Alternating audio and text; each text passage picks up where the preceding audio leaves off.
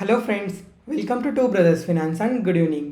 ಇವತ್ತು market update ಏನಂದರೆ, ಮತ್ತೆ ನಾಳೆ ಸ್ಟಾಕ್ ಮಾರ್ಕೆಟ್ ಹಾಲಿಡೇ ಇರುತ್ತೆ. ಯಾಕಂದರೆ ಗಾಂಧಿ ಜಯಂತಿಯಿಂದ ನಾಳೆ stock market holiday. Sensex 33 points down ಆಗಿ 84,266 ಕ್ಲೋಸ್ ಆಗಿದೆ. ನಿಫ್ಟಿ 13 ಪಾಯಿಂಟ್ಸ್ ಡೌನ್ ಆಗಿ 25,796 ಕ್ಲೋಸ್ ಆಗಿದೆ. ಬ್ಯಾಂಕ್ ನಿಫ್ಟಿ 55 ಪಾಯಿಂಟ್ಸ್ ಡೌನ್ ಆಗಿ 52,922 ಕ್ಲೋಸ್ ಆಗಿದೆ. ರೀಸೆಂಟಾಗಿ ವಾಟ್ಸಪ್ ಚಾನಲ್ ಲಾಂಚ್ ಮಾಡಿದ್ದೆ. ಈ ಚಾನಲಲ್ಲಿ ಕಂಪ್ಲೀಟ್ 24 ಅವರ್ಸ್ ಮಾರ್ಕೆಟ್ ರಿಲೇಟೆಡ್ ಇನ್ಫಾರ್ಮೇಷನ್ನ ಶೇರ್ ಮಾಡ್ತಾ ಇರ್ತೀನಿ. ಒಂದು ಸಲ ಚೆಕ್ ಮಾಡಿ, ಡಿಸ್ಕ್ರಿಪ್ಷನಲ್ಲಿ ಸಹ ಲಿಂಕ್ ಕೊಟ್ಟಿರ್ತೀನಿ. ಇವತ್ತು ಮಾರ್ಕೆಟ್ ನೋಡಿದ್ರಾ, ಫ್ಲ್ಯಾಟ್ ನೆಗೆಟಿವಾಗಿ ಕ್ಲೋಸ್ ಆಗಿದೆ. ನಿಫ್ಟಿಗೆ ಕಂಪೇರ್ ಮಾಡಿಕೊಂಡ್ರೆ ಮಿಡ್ ಕ್ಯಾಪ್ ಮತ್ತು ಸ್ಮಾಲ್ ಕ್ಯಾಪ್ ಬೆಟರಾಗಿ ಪರ್ಫಾರ್ಮ್ ಮಾಡಿದೆ.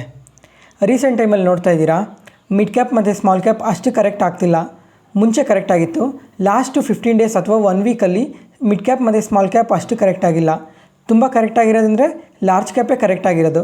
ಯಾಕಂದರೆ ರೀಸೆಂಟ್ ಟೈಮಲ್ಲೇ ನಿಯರ್ಲಿ 9%ವರೆಗೂ ಮೂವ್ ಆಗಿತ್ತು. ಅದಕ್ಕೋಸ್ಕರ ಇವಾಗ ಲಾರ್ಜ್ ಕ್ಯಾಪೇ ತುಂಬ ಕರೆಕ್ಟ್ ಆಗಿರೋದು.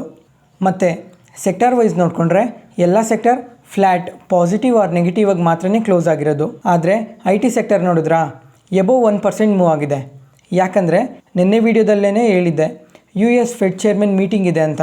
ಇದು national association for business economics annual ಮೀಟಿಂಗಲ್ಲಿ ಯಾವುದೇ ಥರ ನೆಗೆಟಿವ್ ಆಗಿ ಸ್ಟೇಟ್ಮೆಂಟ್ ಮಾಡಿಲ್ಲ. ಮತ್ತು ಇನ್ಫ್ಲೇಷನ್ ಬಗ್ಗೆ, ಜಾಬ್ಸ್ ಡೇಟಾ ಬಗ್ಗೆ ಎಲ್ಲ ಡೇಟಾಸ್ನ ನೋಡಬೇಕು ಅಂತ ಹೇಳಿದ್ದಾರೆ. ಮತ್ತು ಇದೇ ಇಯರಲ್ಲಿ ಇನ್ನೂ 2 ರೇಟ್ ಕಟ್ ಇರೋ ಚಾನ್ಸಸ್ ಜಾಸ್ತಿನೇ ಇದೆ. ಮುಂಚೆನೂ ಹೇಳಿದ್ರಲ್ಲ, ಅದೇ ರಿಪೀಟ್ ಮಾಡಿದ್ದಾರೆ. ಒಂದು ರೇಟ್ ಕಟ್ ಬಂದು ನವಂಬರಲ್ಲಿ ಮತ್ತು ಇನ್ನೊಂದು ಡಿಸೆಂಬರಲ್ಲಿ, ಎರಡರಲ್ಲೂ 25 ಬೇಸಿಸ್ ಪಾಯಿಂಟ್ಸ್ ರೇಟ್ ಕಟ್ ಇರೋ ಚಾನ್ಸಸ್ ಜಾಸ್ತಿನೇ ಇದೆ. ಆದರೆ ಅದಕ್ಕೂ ಮುಂಚೆ ಡೇಟಾಸ್ನ ಕ್ಲೀನಾಗಿ ಚೆಕ್ ಮಾಡ್ತಾರೆ. ಯಾಕಂದರೆ ಇನ್ಫ್ಲೇಷನ್ ಆಗಲಿ, ಜಾಬ್ಲೆಸ್ ಕ್ಲೈಮ್ ಡೇಟಾ ಮತ್ತು ಜಾಬ್ಸ್ ಡೇಟಾ ಇವನ್ನ ಪ್ರತಿಯೊಂದನ್ನು ಚೆಕ್ ಮಾಡಿ ರೇಟ್ ಕಟ್ ಮಾಡ್ತೀವಿ ಅಂತ ಅಪ್ಡೇಟ್ ಮಾಡಿದ್ದಾರೆ. ಈ ಥರ ಎಲ್ಲ ಪಾಸಿಟಿವ್ ಸ್ಟೇಟ್ಮೆಂಟ್ ಮಾಡಿದ್ದಕ್ಕೆ ನಿನ್ನೆ US ಮಾರ್ಕೆಟಲ್ಲಿ ಸಹ ಎಲ್ಲ ಇಂಡಿಸಿಸ್ ಪಾಸಿಟಿವ್ ಆಗಿ ರಿಯಾಕ್ಟ್ ಆಗಿರೋದು. ಮತ್ತು ಈ ಗುರುವಾರ US initial jobless claim data update ಆಗುತ್ತೆ. ಮತ್ತು ಶುಕ್ರವಾರ ನಾನ್ ಪೇರೋಲ್ ಡೇಟಾ ಅಪ್ಡೇಟ್ ಆಗುತ್ತೆ. ಈ 2 ಡೇಟಾನ ಪ್ರತಿಯೊಬ್ಬರು ಚೆಕ್ ಮಾಡಿ. ಯಾಕಂದರೆ US ಫೆಡ್ ಚೇರ್ಮನ್ ಸಹ ಈ ಡೇಟಾ ಬಗ್ಗೆ ತುಂಬ ಸಲ ಮಾತಾಡ್ತಾಯಿದ್ರು, ಈ ಡೇಟಾ ಪಾಸಿಟಿವ್ ಆಗಿ ಬರಬೇಕು ಅಂತ. ಅದಕ್ಕೋಸ್ಕರ ಈ ಡೇಟಾ ತುಂಬ ಇಂಪಾರ್ಟೆಂಟ್ ಮಾರ್ಕೆಟ್ಗೆ. ಗುರುವಾರ ಶುಕ್ರವಾರ 2 ದಿನವೂ ಅಪ್ಡೇಟ್ ಆಗುತ್ತೆ. ಅದಕ್ಕೋಸ್ಕರ ಚೆಕ್ ಮಾಡಿ. ಗುರುವಾರ ನೈಟ್ ಅಪ್ಡೇಟ್ ಆಗಿದ್ದು ಶುಕ್ರವಾರ ನಮ್ಮ ಮಾರ್ಕೆಟ್ ಮೇಲೂ ಇಂಪ್ಯಾಕ್ಟ್ ಇರುತ್ತೆ. ಶುಕ್ರವಾರ ಅಪ್ಡೇಟ್ ಆಗೋ ಡೇಟಾ ಸೋಮವಾರ ನಮ್ಮ ಮಾರ್ಕೆಟ್ ಮೇಲೆ ಇಂಪ್ಯಾಕ್ಟ್ ಇರುತ್ತೆ. ಅದಕ್ಕೋಸ್ಕರ ಈ 2 ಡೇಟಾನು ಚೆಕ್ ಮಾಡಿ ಪ್ರತಿಯೊಬ್ಬರೂ. ನಾನು ಸಹ ವಾಟ್ಸಪ್ ಚಾನಲಲ್ಲಿ ಅಪ್ಡೇಟ್ ಮಾಡ್ತೀನಿ. ಮತ್ತು ಇವತ್ತು ಮೆಟಲ್ ಸ್ಟಾಕ್ಸ್ ನೋಡಿದ್ರಾ, ಸ್ವಲ್ಪ ಪಾಸಿಟಿವ್ ಆಗಿ ರಿಯಾಕ್ಟ್ ಆಗಿದೆ ಅಷ್ಟೇ. ಆದರೆ ಲಾಸ್ಟ್ 1 ವೀಕಲ್ಲೇ ಓವರಾಲ್ ಸೆಕ್ಟರ್ 5%ವರೆಗೂ ಮೂವ್ ಆಗಿತ್ತು. ಇದಕ್ಕೆ ರೀಸನ್ ಸಹ ಎಕ್ಸ್ಪ್ಲೇನ್ ಮಾಡಿದ್ದೆ ಲಾಸ್ಟ್ ವೀಡಿಯೋದಲ್ಲೇ. ಇದಕ್ಕೆ ಮೇನ್ ರೀಸನ್ ಏನಂದರೆ ಚೈನಾಯಿಂದ. ಆದರೆ ಇವತ್ತು ಈ ಮೆಟಲ್ ಸ್ಟಾಕ್ಸ್ ಅಷ್ಟು ರಿಯಾಕ್ಟ್ ಆಗಿಲ್ಲ. ಇದಕ್ಕೆ ರೀಸನ್ ಏನಂದರೆ ಅಕ್ಟೋಬರ್ 1 ಅಂದರೆ ಇವತ್ತಿಂದ ಅಕ್ಟೋಬರ್ 7 ಚೈನೀಸ್ ಮಾರ್ಕೆಟ್ ಹಾಲಿಡೇ ಇರುತ್ತೆ. ಅದಕ್ಕೋಸ್ಕರ ಇವತ್ತು ಮೆಟಲ್ ಸ್ಟಾಕ್ಸ್ ಯಾವುದೇ ಥರ ರಿಯಾಕ್ಟ್ ಆಗಿಲ್ಲ. ಅಂದರೆ ಇವಾಗ ಚೈನಾದಲ್ಲಿ ನ್ಯಾಷನಲ್ ಹಾಲಿಡೇ ಇದೆ. ಅದಕ್ಕೋಸ್ಕರ ಮಾರ್ಕೆಟ್ ಕ್ಲೋಸ್ ಆಗಿರುತ್ತೆ.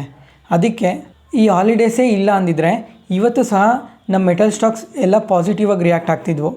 ಮತ್ತು ನಿನ್ನೆ ವೀಡಿಯೋದಲ್ಲೇ ಹೇಳಿದ್ದೆ, ಸೆಬಿ ಬೋರ್ಡ್ ಮೀಟಿಂಗ್ ಇದೆ ಅಂತ. ಇದು ಇವಾಗ ಅಪ್ಡೇಟ್ ಆಗಿದೆ. ಇದರಲ್ಲಿ ಮೇನ್ ಪಾಯಿಂಟ್ಸ್ನ ಹೈಲೈಟ್ ಮಾಡ್ತೀನಿ. ಫಸ್ಟ್, ಇವಾಗ ಈ ಸೆಬಿ ಮೀಟಿಂಗಲ್ಲಿ FNO ರಿಲೇಟೆಡ್ ಸ್ಟ್ರಿಕ್ಟ್ ರೂಲ್ಸ್ನ ತರ್ತಾರೆ ರಿಟೇಲರ್ಸ್ ಪ್ರಕಾರ ಅಂತ ಮಾರ್ಕೆಟ್ ಎಕ್ಸ್ಪೆಕ್ಟ್ ಮಾಡಿತ್ತು. ಆದರೆ ಯಾವುದೇ ಥರ ಸ್ಟ್ರಿಕ್ಟ್ ರೂಲ್ಸ್ನ ತಂದಿಲ್ಲ. ಮತ್ತು ಸೆಬಿ T+0 ಸೆಟಲ್ಮೆಂಟ್ನ ತಂದಿದ್ದಾರೆ. ಇದು ಯಾವಾಗ ಇಂಪ್ಲಿಮೆಂಟ್ ಮಾಡ್ತಾರೆ ಅಂತ ಇನ್ನೂ ಅಪ್ಡೇಟ್ ಬಂದಿಲ್ಲ. ಆದ್ರೂ ಈ T+0 ಒಳ್ಳೆಯದೇ.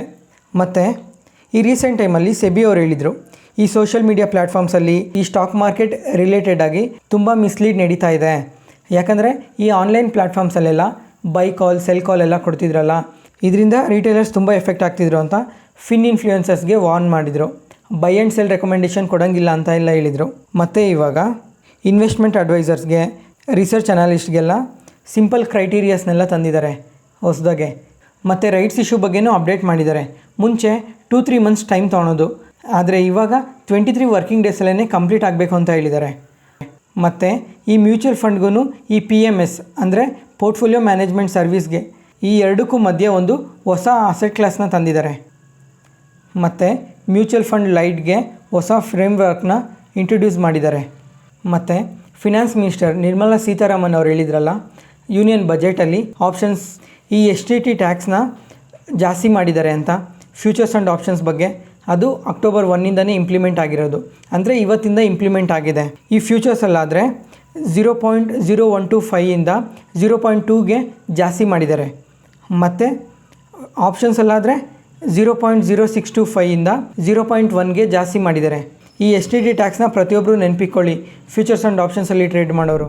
ಯಾವುದೇ ಪಾಯಿಂಟಲ್ಲಿ ನಾನು ಹೇಳೋ ಇನ್ಫಾರ್ಮೇಷನ್ ನಿಮಗೆ ಯೂಸ್ಫುಲ್ ಅನಿಸಿದ್ರೆ ಈ ವಿಡಿಯೋನ ಲೈಕ್ ಮಾಡಿ, ಮತ್ತು ನಿಮ್ಮ ಫ್ರೆಂಡ್ಸಲ್ಲಿ ಯಾರಿಗಾದರೂ ಸ್ಟಾಕ್ ಮಾರ್ಕೆಟ್ ಬಗ್ಗೆ ಇಂಟ್ರೆಸ್ಟ್ ಇರೋರಿಗೆ ಈ ವಿಡಿಯೋಸ್ನ ಶೇರ್ ಮಾಡಿ. Market key updates. ಇವತ್ತು ಮಾರ್ನಿಂಗ್ ಒಂದು ಆರ್ಟಿಕಲ್ ನೋಡಿದೆ, HDFC ಮ್ಯೂಚುವಲ್ ಫಂಡ್ ಅವರು ಸೈನ್ DLM ಅಲ್ಲಿ ಸ್ಟೇಕ್ನ ಜಾಸ್ತಿ ಮಾಡ್ಕೊಂಡಿದ್ದಾರೆ ಅಂತ. ಈ ಥರ ದೊಡ್ಡ ಮ್ಯೂಚುವಲ್ ಫಂಡ್ ಏನಾದರೂ ಸ್ಟೇಕ್ನ ಜಾಸ್ತಿ ಮಾಡ್ಕೊಂಡಿದೆ ಅಂದರೆ ಕಮ್ಮಿಂಗ್ ಟೈಮಲ್ಲಿ ಏನಾದರೂ ಒಳ್ಳೆ ಗ್ರೋತ್ ಇರ್ಬೋದು ಅಂತ ಅಂದ್ಕೊಬೋದು. ಅದಕ್ಕೋಸ್ಕರ ಫಸ್ಟ್ ಇವಾಗ ಈ ಸೈನ್ DLM ಬಿಸ್ನೆಸ್ ಬಗ್ಗೆ ನೋಡೋಣ. ಇವರೊಂದು ಎಲೆಕ್ಟ್ರಾನಿಕ್ ಕಾಂಪೋನೆಂಟ್ ಮ್ಯಾನುಫ್ಯಾಕ್ಚರರ್, ಜೊತೆಗೆ OEM ಒರಿಜಿನಲ್ ಎಕ್ವಿಪ್ಮೆಂಟ್ ಮ್ಯಾನುಫ್ಯಾಕ್ಚರರ್. ಇವ್ರ ಪ್ರಾಡಕ್ಟ್ಸ್ನ ಹಲ್ವಾರು ಸೆಕ್ಟರ್ಗೆ ಕೊಡ್ತಾರೆ. ಮೆಡಿಕಲ್, ಆಟೋಮೋಟಿವ್, ಟೆಲಿಕಾಮ್, ಡಿಫೆನ್ಸ್ ಮತ್ತು ಏರೋಸ್ಪೇಸ್ ಇಷ್ಟು ಸೆಕ್ಟಾರ್ಸ್ಗೆ ಸರ್ವಿಸ್ನ ಪ್ರೊವೈಡ್ ಮಾಡ್ತಾರೆ. ಈ ಸೈನ್ DLM ಇದೊಂದು ಸಬ್ಸಿಡರಿ ಕಂಪನಿ. ಇದಕ್ಕೆ ಪೇರೆಂಟ್ ಕಂಪ್ನಿ ಯಾರು ಗೊತ್ತಾ? Saint limited. ಇವಾಗ ವಿಷಯಕ್ಕೆ ಬಂದರೆ ಮೋರ್ಗನ್ ಸ್ಟ್ಯಾನ್ಲೆ ಈ ಬ್ರೋಕರೇಜ್ ಫರ್ಮ್ ಅವರು ಈ ಸೈಂಟ್ DLM ಅಲ್ಲಿ 4.34 ಲ್ಯಾಕ್ ಶೇರ್ಸ್ನ ಸೆಲ್ ಮಾಡಿದ್ದಾರೆ. ಇದ್ರ ವರ್ತ್ ಬಂದು 29 crores ಅಂತ ಅಪ್ಡೇಟ್ ಮಾಡಿದರು. ಈ ಸೆಲ್ ಮಾಡಿರೋ ಶೇರ್ಸ್ನ HDFC ಮ್ಯೂಚುವಲ್ ಫಂಡ್ ಅವರು ಬೈ ಮಾಡಿರೋದು. ಈ ಜೂನ್ ಕ್ವಾರ್ಟರಲ್ಲೇ ನಿಯರ್ಲಿ 5% ಸ್ಟೇಕ್ನ ಜಾಸ್ತಿ ಮಾಡ್ಕೊಂಡಿದ್ದಾರೆ ಈ ಕಂಪ್ನಿಯಲ್ಲಿ. ಈ ಥರ ಅಪ್ಡೇಟ್ ಬಂದ ಮೇಲೇ ಈ ಸ್ಟಾಕ್ ಇವತ್ತು ಇಂಟ್ರಾಡೇ ಸೆಷನಲ್ಲಿ ನಿಯರ್ಲಿ 5%ವರೆಗೂ ಮೂವ್ ಆಗಿರೋದು. NCC ಈ ಕಂಪನಿ ಸಹ ಇವತ್ತು ಇಂಟ್ರಾಡೇ ಸೆಷನಲ್ಲಿ ನಿಯರ್ಲಿ 3%ವರೆಗೂ ಮೂವ್ ಆಯಿತು. ಯಾಕಂದರೆ ಇವತ್ತು 2327 crores ಆರ್ಡರ್ ಬಂದಿದೆ ಈ ಸೆಪ್ಟೆಂಬರ್ ಮಂತಲ್ಲೇ ಅಂತ ಅಪ್ಡೇಟ್ ಮಾಡಿದ್ರು ಎಕ್ಸ್ಚೇಂಜ್ಗೆ. ಅದಕ್ಕೆ ಇವತ್ತು ಪಾಸಿಟಿವ್ ಆಗಿ ರಿಯಾಕ್ಟ್ ಆಗಿರೋದು. NCC ಇದೊಂದು ಇನ್ಫ್ರಾ ಕಂಪನಿ. ಈ ಆರ್ಡರಲ್ಲಿ ಅಂದರೆ 2327 crores ಆರ್ಡರ್ ಬಂದಿದೆ ಅಲ್ಲ, ತುಂಬ ಸೆಗ್ಮೆಂಟ್ಗೆ ಡಿವೈಡ್ ಆಗಿದೆ. ಅದನ್ನು ಒಂದೊಂದಾಗಿ ನೋಡೋಣ.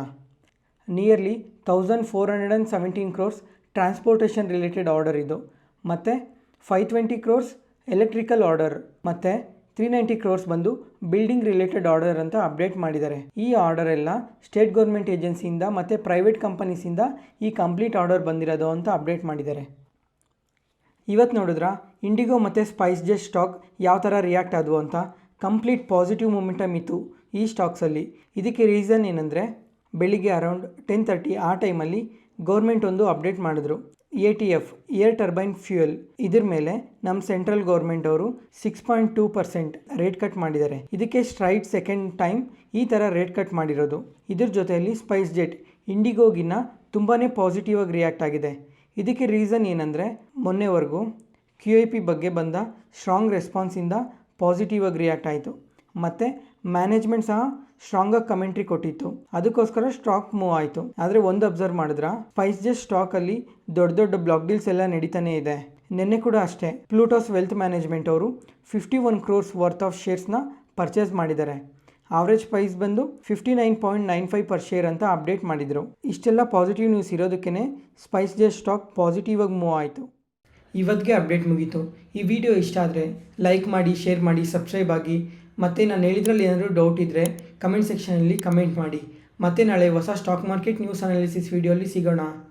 ಮತ್ತು ನಾಳೆ ಸ್ಟಾಕ್ ಮಾರ್ಕೆಟ್ ಹಾಲಿಡೇ ಇರುತ್ತೆ, ಯಾಕಂದರೆ ಗಾಂಧಿ ಜಯಂತಿಯಿಂದ ನಾಳೆ ಸ್ಟಾಕ್ ಮಾರ್ಕೆಟ್ ಹಾಲಿಡೇ.